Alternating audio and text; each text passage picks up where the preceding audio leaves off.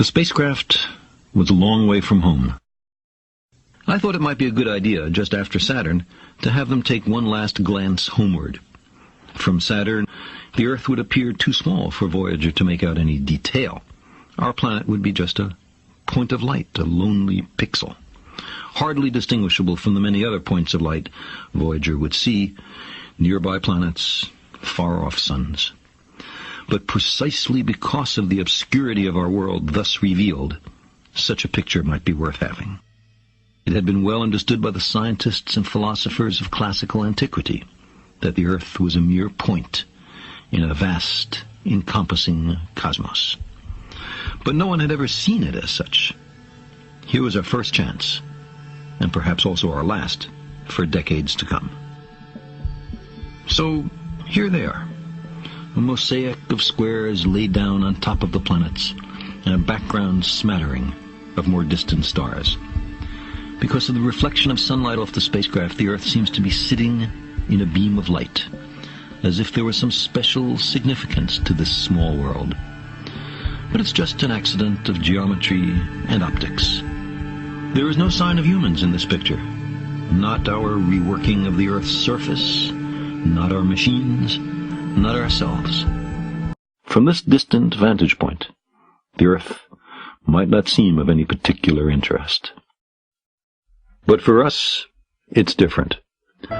Consider again that dot. That's here. That's home. That's us.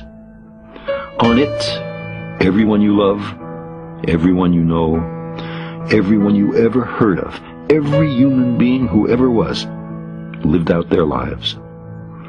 The aggregate of our joy and suffering, thousands of confident religions, ideologies, and economic doctrines, every hunter and forager, every hero and coward, every creator and destroyer of civilization, every king and peasant, every young couple in love, every mother and father, hopeful child, inventor and explorer, every teacher of morals, every corrupt politician, every superstar, every supreme leader, every saint and sinner in the history of our species lived there, on the mote of dust, suspended in a sunbeam.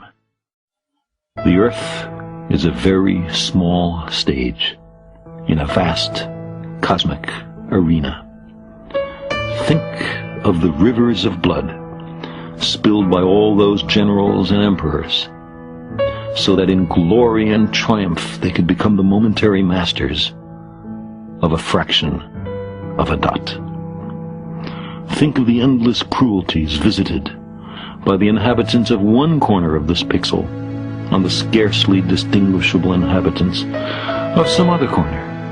How frequent their misunderstandings, how eager they are to kill one another, how fervent their hatreds.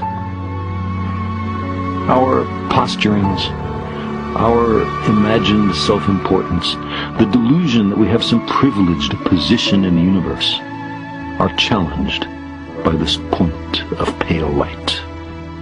Our planet is a lonely speck in the great enveloping cosmic dark. In our obscurity, in all this vastness, there is no hint that help will come from elsewhere to save us from ourselves. The Earth is the only world known so far to harbor life. There is nowhere else, at least in the near future, to which our species could migrate. Visit? Yes. Settle? Not yet. Like it or not, for the moment, the Earth is where we make our stand. It has been said that astronomy is a humbling and character-building experience. There is perhaps no better demonstration of the folly of human conceits than this distant image of our tiny world. To me, it underscores our responsibility to deal more kindly with one another and to preserve and cherish the pale blue dot, the only home we've ever known.